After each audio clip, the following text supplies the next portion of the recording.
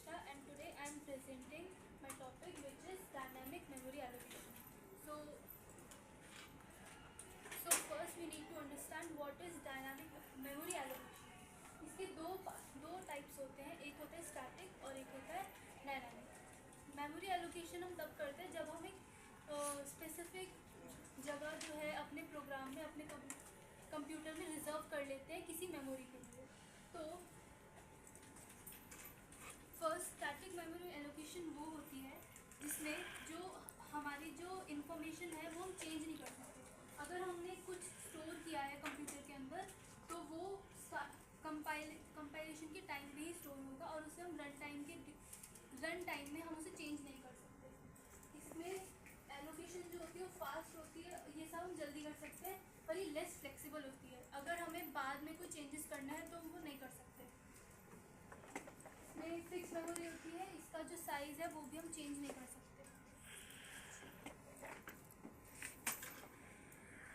Then आता है dynamic memory allocation. इसमें हमारे पास काफ़ी सारे ऑप्शंस होते हैं जिसको हम चेंज कर सकते हैं, जैसे कि हम उसका साइज़ चेंज कर सकते हैं, हम उसकी जगह चेंज कर सकते हैं, अपना रीएलोकेट कर सकते हैं।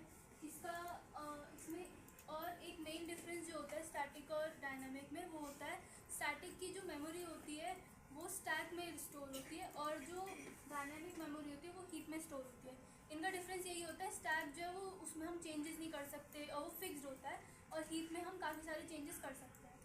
एंड देन इसके डायनामिक मेमोरी के काफ़ी सारे टाइप्स होते हैं। एक होता है मैलॉक, कैलॉक, रियालॉक एंड फ्री।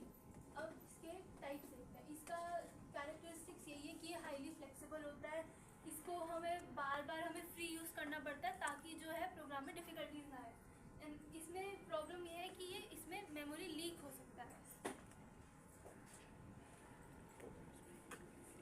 इसमें वही है कि जो स्टोर ये हीप मेमोरी में स्टोर होता है, स्टैक में नहीं। एंड देन मैलॉक का मतलब होता है इसमें जो मेमोरी ब्लॉक है वो एलोकेट हो रहा है। कैलॉक का मतलब होता है जो मेमोरी हमने एलोकेट करी है और उसको इनिशियलाइज कर रहे हैं। रियलॉक में जो हम उसका साइज़ है वो चेंज कर सकते हैं। एंड देन फ्री में जो हमने मेमोरी एलोकेट करी है वो रिलीज़ हो जाती है। अब हम इसके टाइप को थोड़ा और डिटेल में पढ़ते हैं कि जो मेमोरी एलोकेशन होता है उसका जो सिंटैक्स होता है वो ये होता है पॉइंटर टाइप, और उसमें फिर हम यहाँ पे साइज चेंज करते हैं।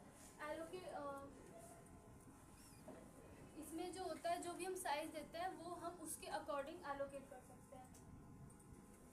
एंड देन कैलॉक, जिसमें इसमें मेन डिफरेंस यही होता है कि जो मैलॉक होता है उसमें हम सिर्फ एलोकेट करते हैं और जो कैलॉक होता है उसमें हम इनिशियलाइज भी करते हैं और इसमें हम मल्टीपल ब्लॉक्स को एलोकेट कर सकते हैं।